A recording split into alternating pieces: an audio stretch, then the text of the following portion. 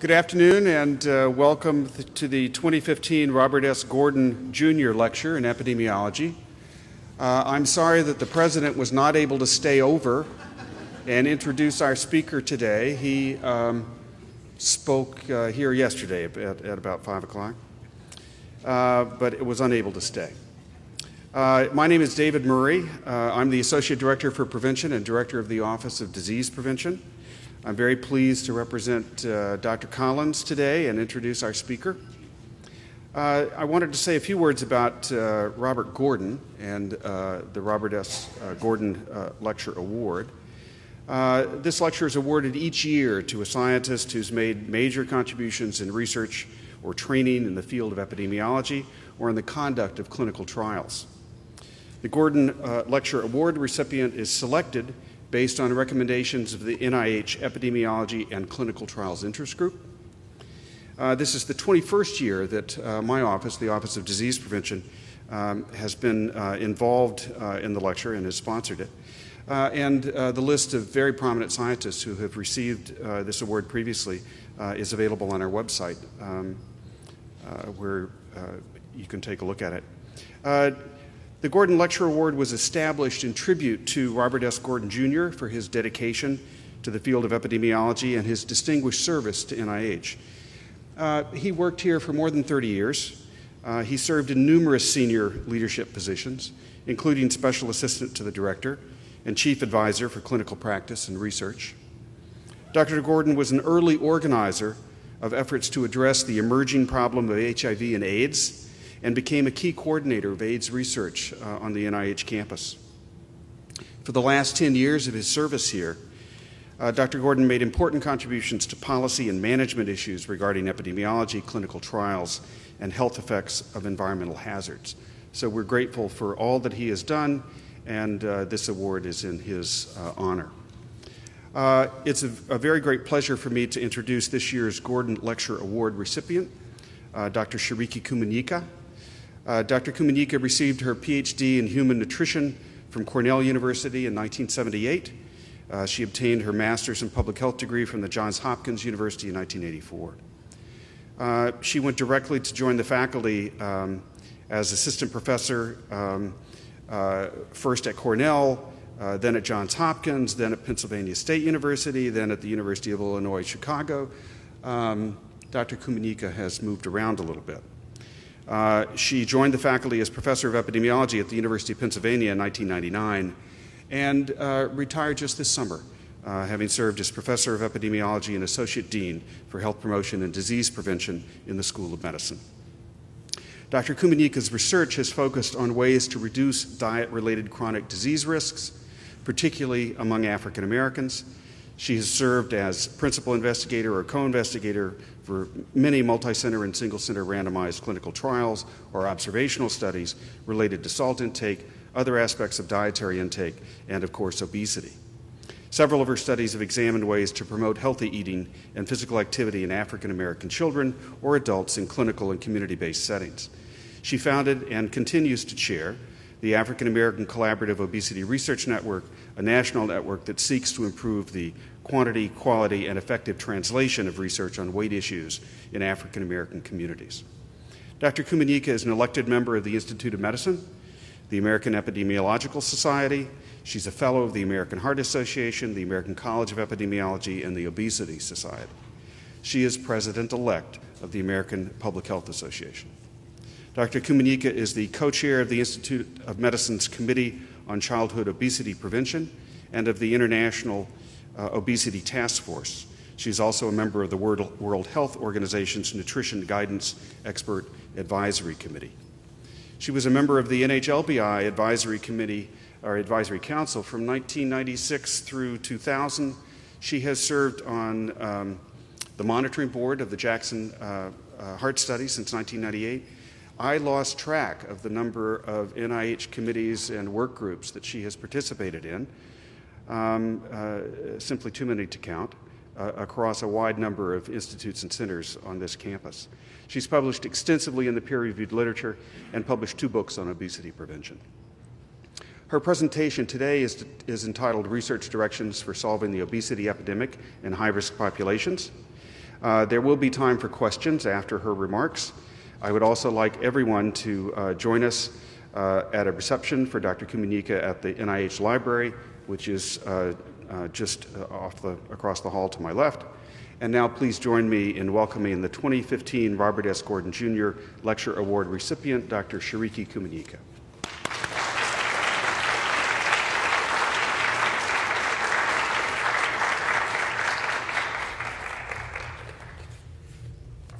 Good afternoon. Can you hear me okay? Good. Well, this is a delight. I am really pleased to be here. I don't know when I've looked forward so much to a talk. And I see a lot of familiar faces and colleagues I've worked with over the years in the audience. It's really an honor to be the awardee of this lectureship. I read a little bit about Robert Gordon and came away with the impression that he was a problem solver, and I identified with that sense of being a researcher, an advisor who really wants to use the science to solve problems.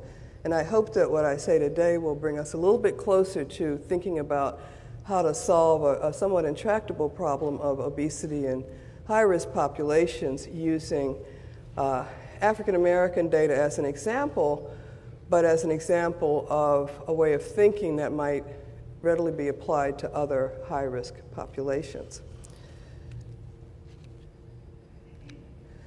So I have framed this as a retrospective for about 10 years or more. Some of the reflections go back a little bit farther, but I thought, we could ask the question of where we were 10 years ago on the obesity research agenda.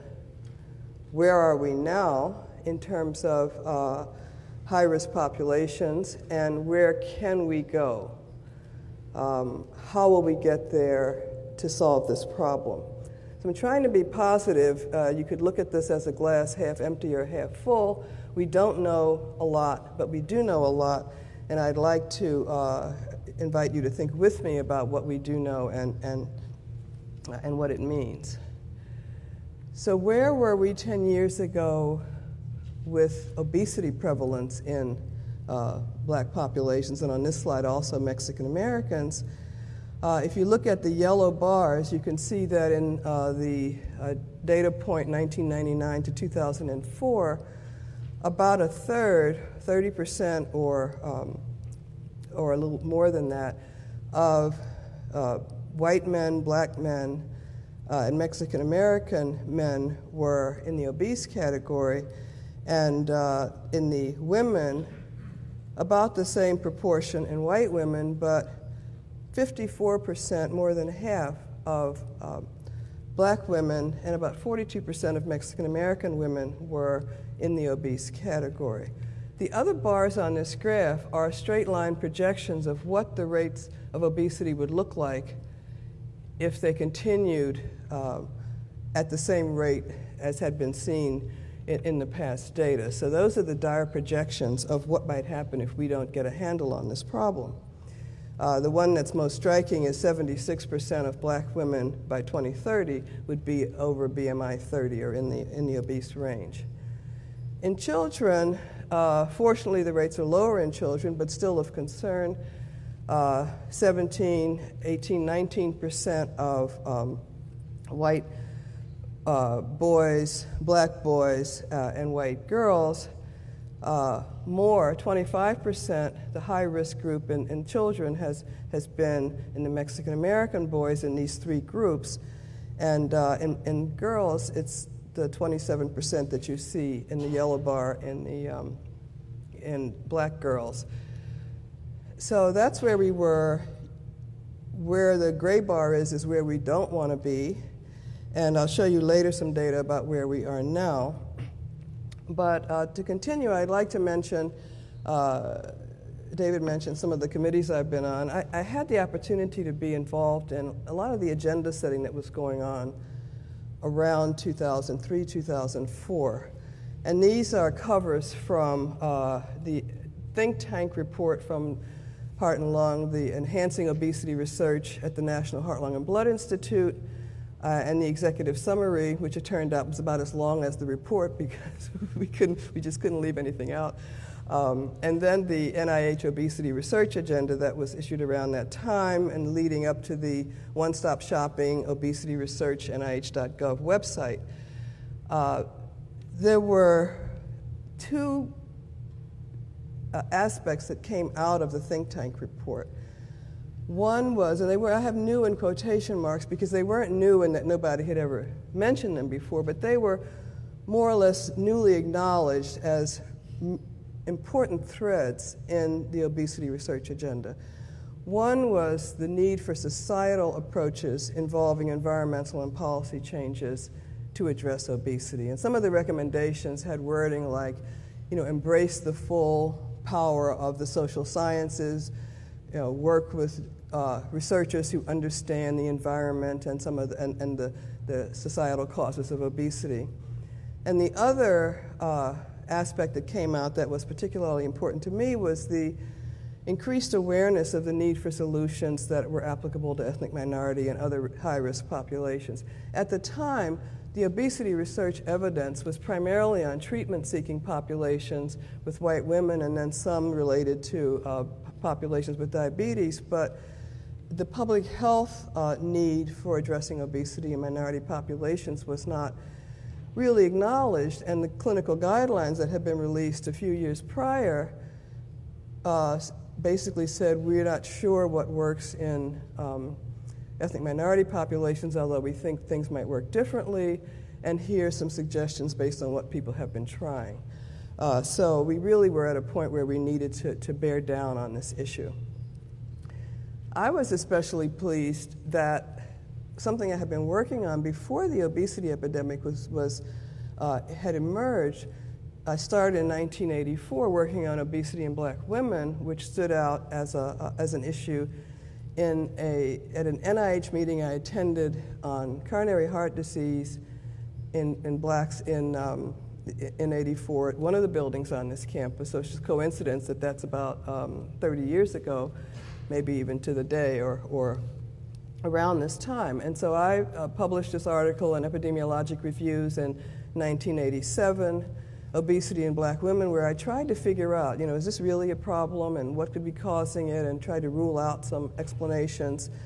And then later I published a review of obesity in minority populations more broadly, coming up with the finding that really this problem of excess weight gain and high rates of obesity was common to most of the ethnic minority populations in the U.S.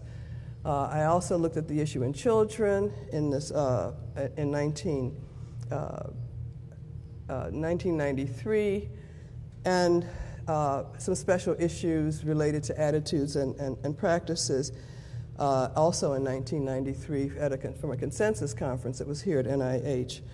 And in 1991, looked at the treatment side of things and learned it was kind of hard. I think this was when Bill Harlan was the head of the Office of Disease Prevention, really to get permission to look at clinical trial data separately by race, because I had a feeling that the interventions weren't working as well in the African American participants in the trials of hypertension prevention and the hypertension prevention trial. And when we did analyze the data that way, indeed the weight losses were less and the weight gain in the control group was more, suggesting a different background and a different treatment impact.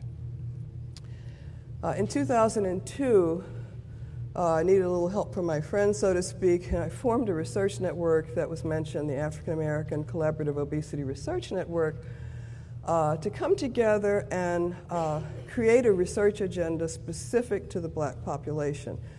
And I was really pleased that Claude L'Enfant, who was the director of the Heart, Lung, and Blood Institute at that time, permitted me, kind of as a trade-off, for me to co-chair the EpiTrack, co-chair that think tank in the EpiTrack with Claude Bouchard, who was doing the basic science track, and invite 10 African American scholars, most of whom would not have been invited to a meeting of that type, to listen and become a part of that I really increased the number of African American scholars there by an order of magnitude, I think, by inviting my group. And that was our start. We had a satellite CDC-funded meeting at which we developed a research agenda that played off of the think tank recommendations.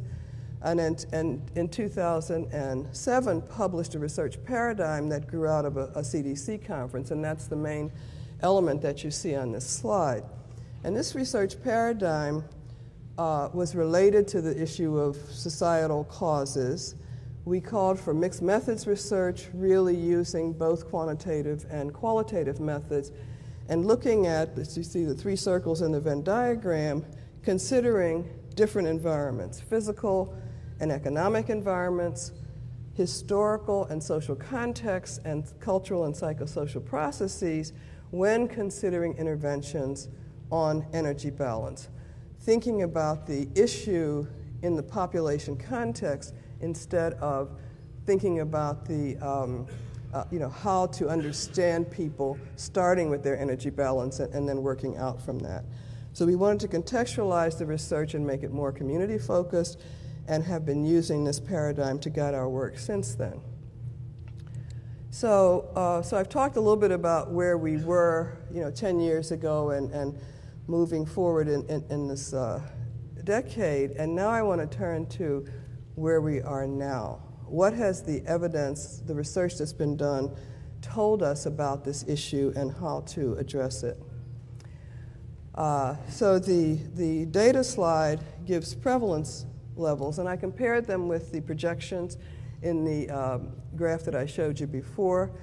And for men, this 38% is about a little bit less than halfway between where we were back in 2004 and where we might have been where we might be in 2020. So it's on that trajectory. Obesity in black men was not something that people have talked about. So I want to just pause so that you understand that everything has been focused on women and girls in the black community, and while we were asleep at the wheel, the rates in black men began to increase, and the rates in black boys have begun to increase. So if you look at the 6 to 11-year-old boys, this 28% in black boys is higher than was projected for 2020 in that straight line projection before. And in adolescence, the difference between the white and the black boys appears to me to be a little less than was projected, so maybe there's been some progress in that age group, or maybe the white boys are catching up. Disparities can work both ways. The group that's better off can get worse, or the group that is worse off can get better, and we have to watch both of those when we look at the absolute levels. In females, black women are still much higher than white women, and somewhat higher than they were 10 years ago. And then you still see differences in the children, the 6 to 11-year-old girls. There's a difference of 25%, but not as high as one might have projected. That's a little lower than it was in the prior data set. So the rates have not gone down, and in males, they've actually gone up.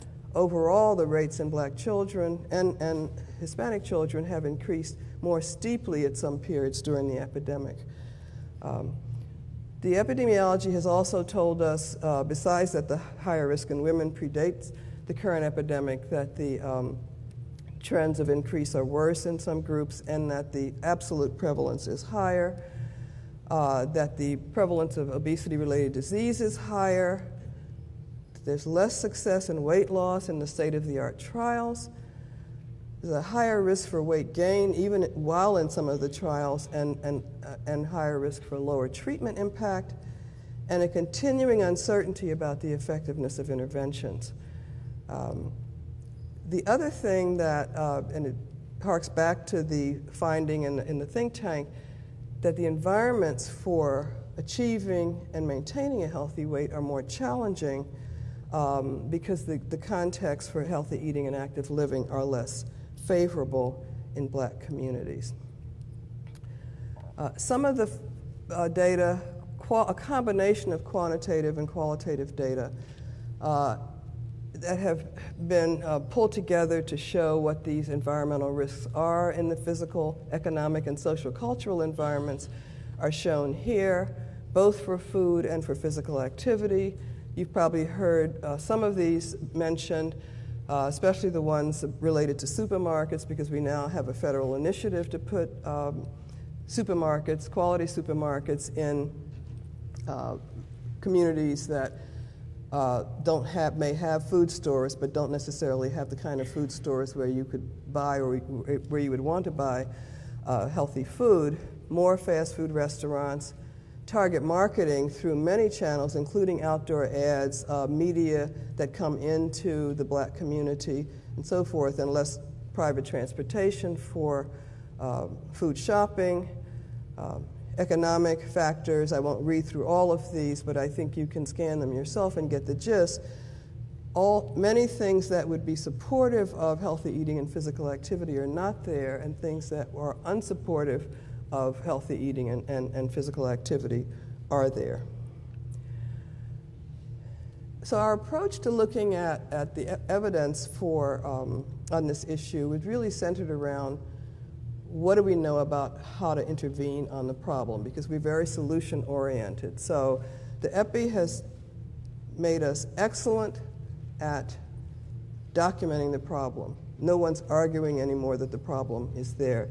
There's some concerns about maybe the BMI doesn't work as well in different population groups, and for some purposes maybe it doesn't work as well, but the amount of excess weight that's there is not an artifact of BMI being the wrong measure, to be sure. And the health consequences going with it show that even if BMI isn't measuring body fat, it's measuring risk. So our assessment here took the form of 10 systematic reviews that were published in a special issue of Obesity Reviews, which is one of the journals of the World Obesity Federation. And it's published in a supplement in October 2014. It will be open access within the next month, I hope. Not quite yet. You need to go through library access. So the 10 systematic reviews are on different topics that relate to lifestyle behavior change, cultural adaptations, environmental and policy interventions, and I'm going to highlight some of the findings. 2 are on children, school, and after-school settings and out-of-school time, and then 1 is on physical activity, environmental and policy change, etc. So the overall findings about the evidence base on interventions on weight, nutrition, and physical activity that are relevant to Black populations is on this slide. The first point, defining relevance to Black populations, was not straightforward. Relevance is clear when the population targeted is 100 or 99% African American. For the rest of the studies, we started off ambitiously, well, relevance will be defined as 90% or more, because the 10% of people who are not African American wouldn't change the findings that much. Most of the authors of these reviews had to go as low as 50% to include articles that had some information about African Americans. And we also included studies where the number was large enough to do an analysis of a subgroup, but and the subgroup was reported separately. So targeted population, a subgroup analysis, which is risky methodologically because some of the subgroups were still pretty small, or 50, 60, 70, 80%, depending on the particular topic that was being addressed. So we found a whopping 171 studies. And most of the authors went back to the beginning of the database, to the beginning of PubMed or whatever they could find. Some restricted to the more recent literature, but there's a sense that if you doubled this, you would have definitely exceeded the number of studies there, because there weren't that many in the older part of the literature. 27 were cited in more than one paper, so there were really 140 some studies that we found. 6 to 28 per review, depending on the topic. So that's what we had to work with looking at interventions. The data were heterogeneous. There were many, many methodological limitations in the studies. Not all were controlled studies, but we were inclusive because we wanted to know everything possible, but evaluated accordingly. There were conceptual limitations, particularly insufficient use of relevant theories and frameworks. There were numerous pilot studies that didn't seem to result in full studies, and dropout rates high in many studies and incomplete follow-up data. So the first study to consider is one looking at what we consider the best case scenario. We know that a lot of African Americans have been involved in the multi-center trials of hypertension prevention, diabetes prevention. So we looked at this group led by Brooks Wingo and Jamie Ard's group, found 7 studies: the hypertension prevention trial, the 2 trials of hypertension prevention, TOHP1 and 2, Premier study, the DPP, the Diabetes Prevention Program, Look Ahead, and the trial of non-pharmacologic interventions in the elderly. These were funded by several of the institutes, and I was involved in some way in probably almost all of them. The average weight losses were less than in whites at 6 months compared to less than in whites at 6 months. And so the numbers are here. The range minus 1.6 to 7.5 kilograms versus 3.8 to 8.2 kilograms. And this is the initial weight loss that they found. So the 2 things you could take away here: one is that there was substantial weight loss in many of the black participants, but the other is that it wasn't as large as the weight loss that was observed in whites. The good news, I think, is that even though there are these differences in weight loss, and we don't understand either why the weight losses are less, we also don't understand why the risk factor outcomes seem to be just as good. So fortunately, that lower weight loss is giving benefit for blood pressure or diabetes control that seems to be comparable, with the exception that there was not blood pressure improvement in black women. The Diabetes Prevention Program has been really a game changer for looking at what lifestyle intervention can do on weight loss. And so Carmen Samuel Hodge and colleagues at the University of North Carolina looked at the effectiveness of DPP translations in populations that included African Americans. They found 17 studies. 7 were 100% African Americans, and the others you could interpret the data in some way as relevant to African Americans. Relatively few of the studies were judged to be of high quality, although some were. And what they found, and you won't be able to read the legend here, but you can see the bars very clearly. So the line going across the top at around 6 kilograms is the weight loss achieved, about 6 kilograms, in the early phase of the DPP in the black participants.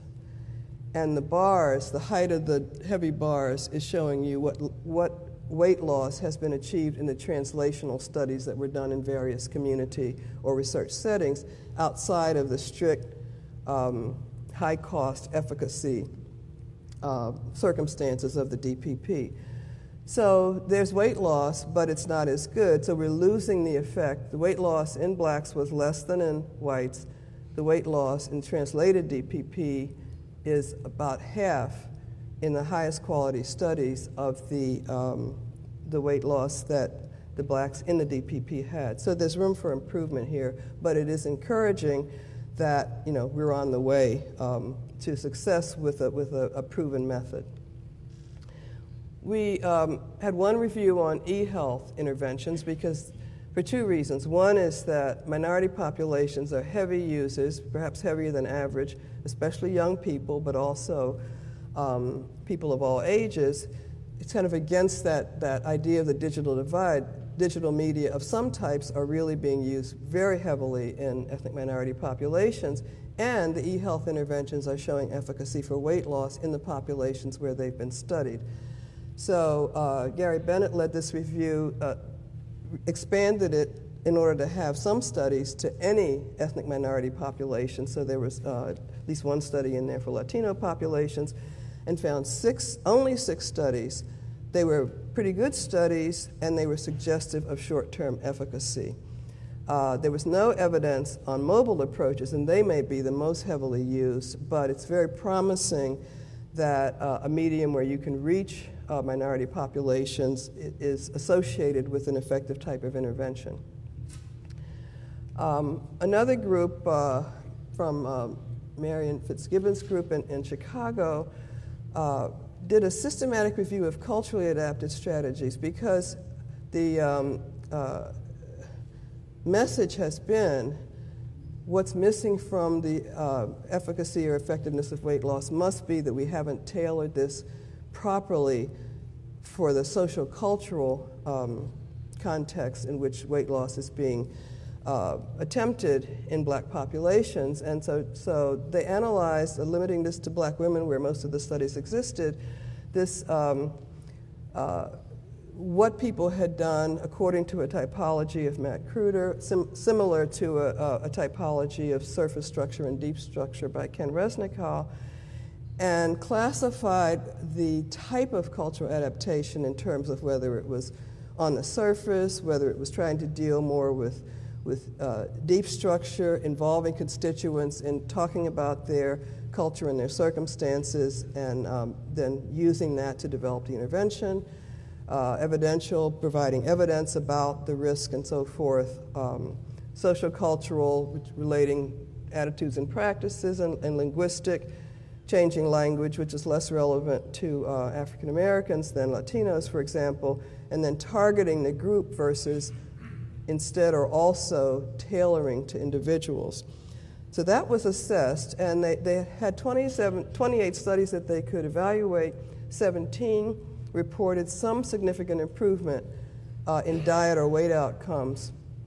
And the strategies that were the most common were the social cultural and the constituent involving, but there was no evidence on whether it was the cultural adaptation that was associated with the results, because we don't have head-to-head comparisons of an adapted study or a study where something was done specifically to adjust the cultural context, and the studies that didn't.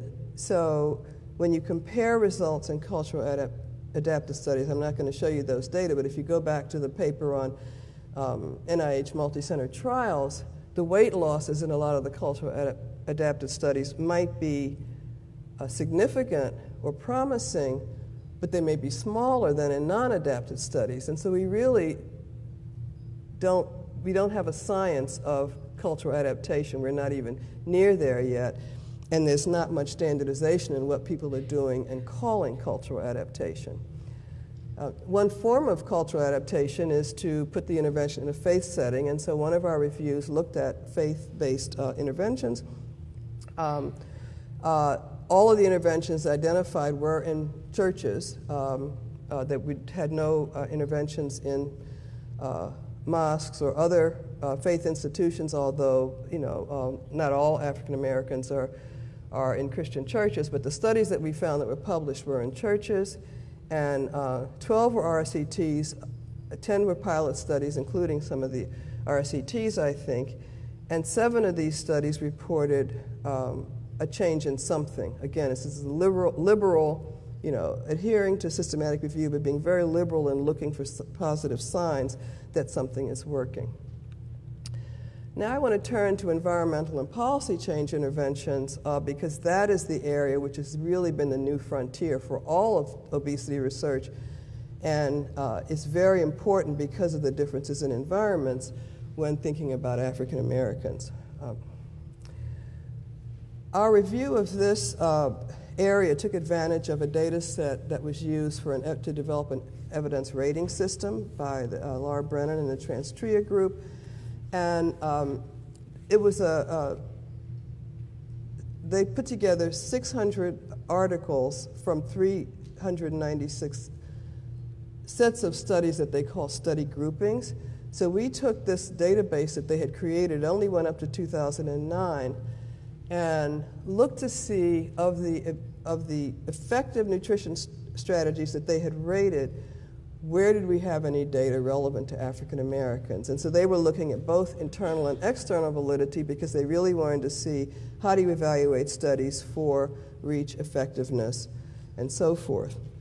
So this is a list of some of the types of effective interventions that were in this database.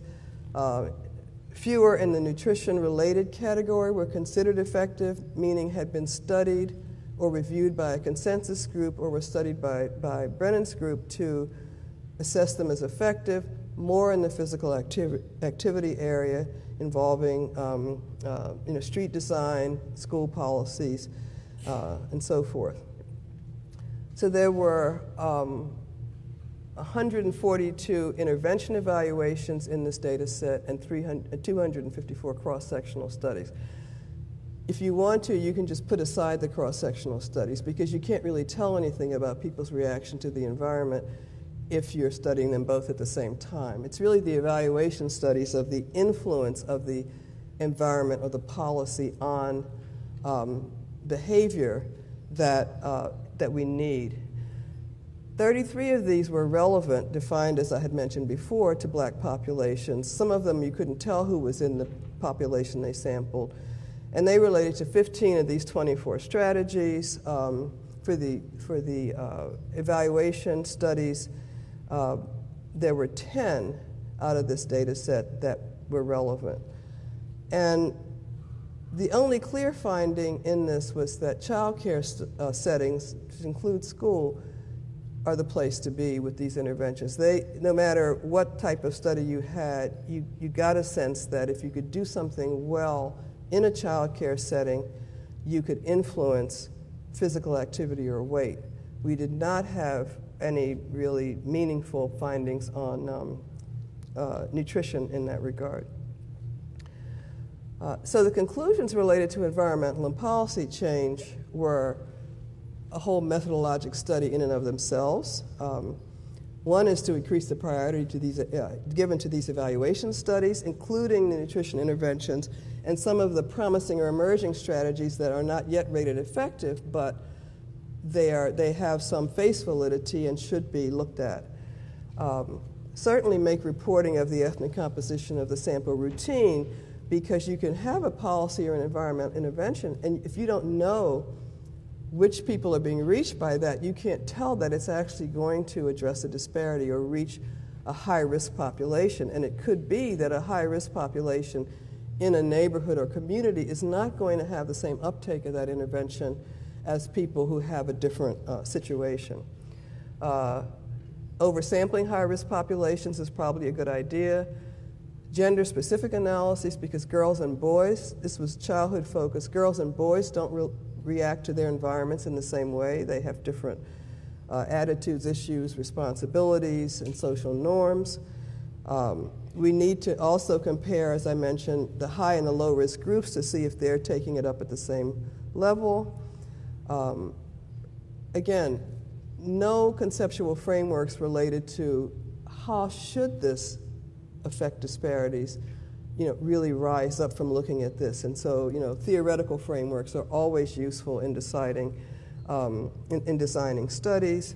And then systems-oriented analyses, because all of these are complex. So when you pick out an intervention in an environment that's complex and you look at it and you say it works or it doesn't work, it's going to be misleading if you don't know what else is going on in that same situation that's needed to make it work or that's keeping it from working. So the final question, where can we go? Let's look forward. How will we get there? We had, from our systematic reviews, 3 recommendations. I suppose they're recommendations to anyone who will listen, anyone who has funds, not only NIH, but people who want to support research in this area about what to do and how to do it as we assess from our examination of these studies. Increase the quantity of high-impact obesity-related intervention research with black populations. And every word in that is probably an important operator. So high impact we decided would be the potential to have a decent effect size in a large number of people. It's feasible to do in an urban or a rural community, and it's potentially sustainable. We know what some possible high-impact areas are if we could take these topic areas that I've just talked about and work them up and have a concentrated programs of research to maximize school and child care. I added work sites because I think worksite interventions have been shown to be effective in adults, and there's no reason they shouldn't be worked up for work sites that have high proportions of black adults. Faith-based settings, take these threads and work them up into high quality research and look for sustainability and scalability. The second recommendation is to support the research infrastructure that would make the first recommendation possible. So who's going to do this research? Where is it going to be done? Who's going to step up to the plate tomorrow and say, I want to contribute to a systematic, focused program of research on this population? You know, we have research and programs that focus on individuals, individual trainees. We have research that focuses on individual diseases, but we don't have enough research that focuses on the population to make sure that things add up. And I think what I'm saying now is that when we look at the data, it's not going to add up unless there's a concerted effort. So whatever mechanisms are available, create synergies, attract the scholars to centers, for example. The research should be interdisciplinary, should be linked to community organizations. That's essential because it has to happen in communities. Provide a context for conducting pilot studies so that if a pilot study is conducted, it goes somewhere. It's not just a person in an isolated institution who, when the results are equivocal, just drops that topic and goes on to something else. Training and methodology and development and training in the methodologies that are needed, and perhaps cooperative agreements to ensure accountability and dissemination. The third recommendation has to do with standards and training programs about how to do good research and make sure that the effects are not diluted because they're either not sound, it's not relevant to the population, and so forth. So what would it look like if there was a handbook that people had to follow before they could get a grant to do studies in a population that's understudied and for which resources are limited to do these studies, so you don't want to waste anything. You only want to do research that's guaranteed to be tracked into a high-quality pool of data. Some of the things that you might have for such a set of standards are listed here. They echo some of the things we've said before about the need for conceptual frameworks, methodological guidelines, adequate sampling and recruitment, innovative study designs, and no double standards. Because you're doing a study in a minority population, that doesn't mean it's the study that should be done. To hold people to account for how these studies are being designed and interpreted. So this is my last slide of overall conclusions and implications, and these are themes that I hope I've been presenting all along. We need focused research on this topic in Black Americans and, by extension, other high-risk populations, and we need it urgently because we're on that track that I showed you in that first slide. I mean, we're not going up in a steep linear fashion, but it doesn't look like whatever we've learned is reaching the Black community to the extent that it should. And I didn't show you data, but the data on the progress that we're making on the obesity epidemic is often showing exceptions when you look at the data for Black children or Black adults. They may not be getting the effect to the same level, and even still, we'd be plateauing at a very, very high absolute level of obesity in the Black population, in women and with men and boys still going up. The second conclusion, that the evidence base is limited currently in quality and quantity, and it's not going to converge if we keep leaving it up to an individual investigator to pick out a topic, do a study, publish it over here, and somebody else is doing something over here. It's just not converging. I've been looking at this literature now for 30 years. It's not converging, so we need to help it along to maximize the use of our resources. The third point is the fact that if we don't improve the methodology, the evidence that we get won't be useful. And that's especially risky when we're doing systematic reviews, and they tend to be the order of the day, but a systematic review is only as good as the evidence that you have to put into it. And the kind of compromises we had to make in doing our reviews, you shouldn't have to make for evidence that is appropriate for systematic reviews. So we really need to improve the methodological standards. And finally, and this may be my most radical point, I sneaked it, put it in here at the end, the research on environmental and policy interventions, it needs higher priority and continued expansion into new domains. And the ones I mentioned here, consumer behavior, I've been studying food marketing and food prices, which I never thought I'd be studying, communications and how people are hearing and what they're saying in terms of messages, and business and finance. And I leave you with that thought as we go into Q&A, because at the Public Health Association meeting a couple of weeks ago, it turns out that solutions in communities are coming much more aggressively from the business and finance communities than from the public health community. The Federal Reserve Bank, other kinds of financing mechanisms are coming forward to put into communities the things that they need to prevent and control this condition. And I think that we need to understand how our biomedical public health solutions dovetail with things that are coming from these other sectors so that the benefit reaches the community. Thank you.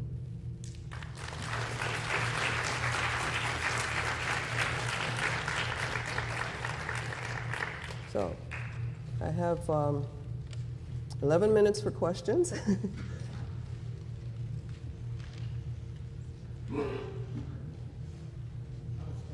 Okay. I was interested in suggestions that you might have to those of us here about things that NIH can do to improve the quality of the methods that are used in these kinds of studies. Can you repeat the question for the Okay, people on yeah. video cast?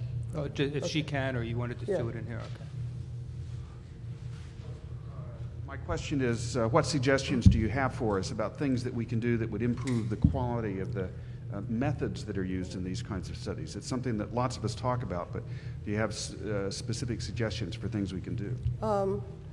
I'm sure I haven't thought about that enough, but I do think that many areas in this type of research, we have excellent methods that have been developed by some of the best researchers in the business of preventing and treating obesity.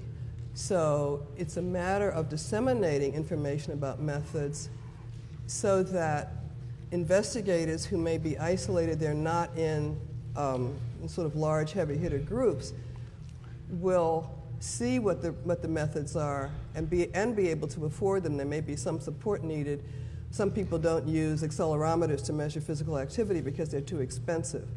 And then you get a whole study done with a measurement that's not state-of-the-art, and then nobody believes the data. So we should find a way to make sure people have the equipment, but also that they know whatever clearinghouses that we might have, they know the what's considered to be the state-of-the-art methods and use some similar methods across studies so that you can compare the studies. That's simple without developing new methods, and then there are areas, of course, where we need new methods.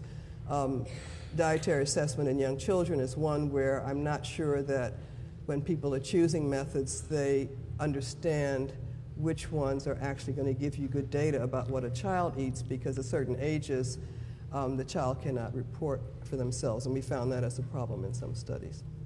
So. Hi, Dr. Komenica. Yeah. Thanks for coming down. Good to see you again. Nice comprehensive talk. I have a question about race and ethnicity versus poverty. I didn't hear you talk too much about poverty, but it's so inextricably linked to the African American experience, especially in inner cities. Like Richmond is about 80% African American. And how do you separate poverty per se? Can you go to West Virginia and find people in Appalachia that are just as impoverished, and do they have similar problems with weight? Yeah, I think that's a great point. The population that we talk about, Black Americans, it's a very, very heterogeneous population, and the message about cultural or population tailoring within, tailoring to individuals is a part of that. But I do think that we need to consider people in communities that have low resources, regardless of their race, ethnicity. And in rural areas, there are additional issues associated with rurality that need to be addressed. So I've used Black Americans as kind of a convenient reference point for thinking about a population that can be identified in studies, and you can see different results and what needs to be done. But you're on the right track. We need to look at groups according to the circumstances that create the risk, and then see if we can program to change those circumstances. So thanks for the comment. Good, thank you. Hi.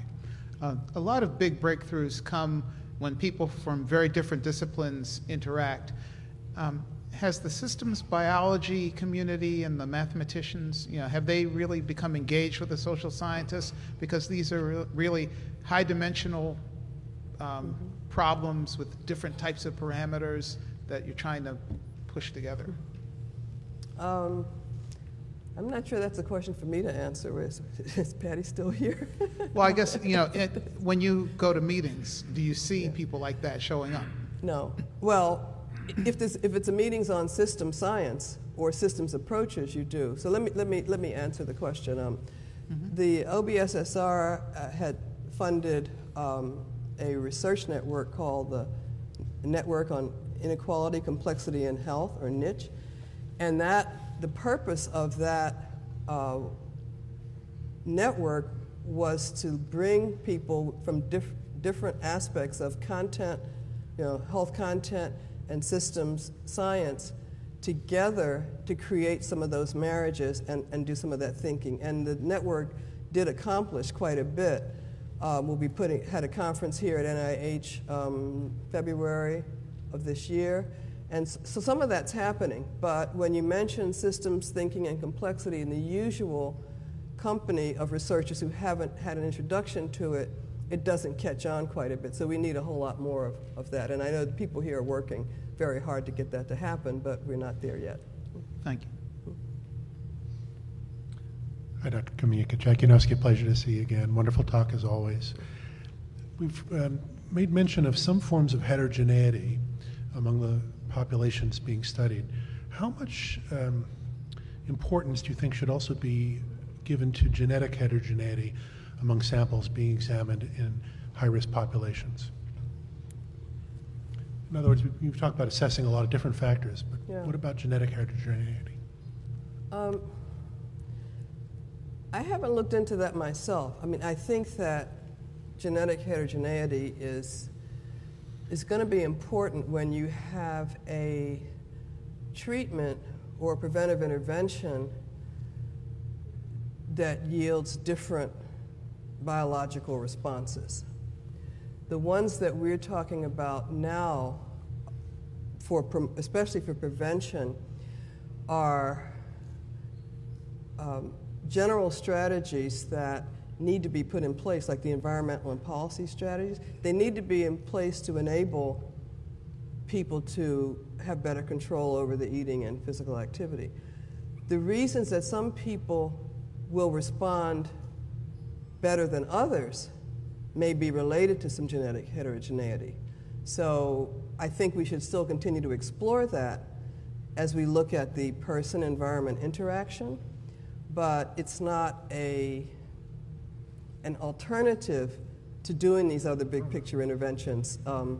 And I guess I worry that because public health interventions seem so messy and unwieldy to people that that they will be neglected while the genetic explorations will go forward. So I'm advocating for the public health interventions. Thank you.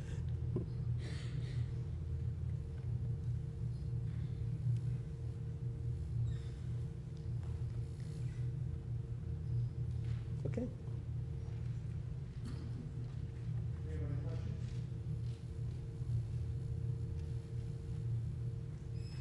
Questions in the audience? I'm sorry that we can't turn to people who are watching online and pick up their questions. They're able to see but not speak. We do have another. I'm just curious why you wouldn't, as long as you're trying to figure out what are the root causes and how to treat them, do something kind of analogous to Framingham. Just pick cohorts out of well-defined socioeconomic, geographic situations, monitor them, let them do what they do, see how they evolve, pay them for their visits, and then you will have a standard set of study set. And then you will have, all you would have to do is pick out 4 samples from the U.S., from the West, from the East, from the Midwest or something, and you could do it analogous to what Framingham did, follow people as long as you possibly can, and at least you would have a database giving you data on, gee, what are our risk factors, which is the first thing you need to know before you start all these interventions and complex things. Right. No? Yes and no. You do need to know the causes of the solutions before you start an intervention, but that's not always the same as the cause of the problem. We actually have some wonderful studies that have done what you're talking about. There's a set of studies that has followed cohorts that include deliberately a fair number of African Americans. There's the Cardia study, the ARIC, the Atherosclerosis Risk in Communities, and now there are newer studies that have come out of like the Heart, Lung, and Blood Institute and so forth. And so there are a lot of studies. There's the REGARD study of stroke that have these cohorts. They have not yielded identification of risk factors that will tell us how to intervene much better than what we already knew before. For example, I think it was one of the studies, we did a detailed analysis, well, it was an intervention study, but a detailed analysis of what were the factors related to people who lost weight during the study and so forth. It's been very disappointing what you can learn. So maybe you can learn something about tweaking an individual intervention, but I think the issue is that in the environment that we're in, if you don't change the conditions that people have for eating and physical activity, you will not be able to avoid a certain amount of weight gain because the platform for risk is across the community. That's why we look at the epidemic. It's not a sudden failure of willpower in the masses. The people didn't just change all of a sudden and then decided to start eating too much. So there's things happening in a society that have to be manipulated, and that's what these interventions are trying to do. You don't get so far when you only manipulate the individual's behavior without changing the societal context, especially in communities where the societal context is less favorable. So we have the observational studies, but that's not telling us enough, and we also have to try to change and see if changing something will generate a response. So it's an experiment in the classic sense of the word. But if you found, for example, a Midwestern cohort were stressed out because they were in an academic situation, or people from California were stressed out because they were in a poverty-stricken situation, then you would say, gee, these are different, and we're going to attack the obesity epidemic in a different fashion from either, whatever that implies. But I mean, at least you would know how to approach them sociologically, their problem. They might have a different set of solutions to another geographical cohort. That's possible. Well, maybe there's some ideas there for some studies that will get us farther. I'm certainly open to considering anything, but maybe it's the type of studies we've been doing that haven't been giving us enough of a contrast to really lead to major insights. Okay. I'm Thank you going very much. to interrupt at this point and remind everyone that we're going to have a reception over in the library. And I encourage those of you who have questions and would like to chat with Dr. Kumanika to join us in the library for a little refreshment and some conversation. And let's give a big thank you to our speaker today.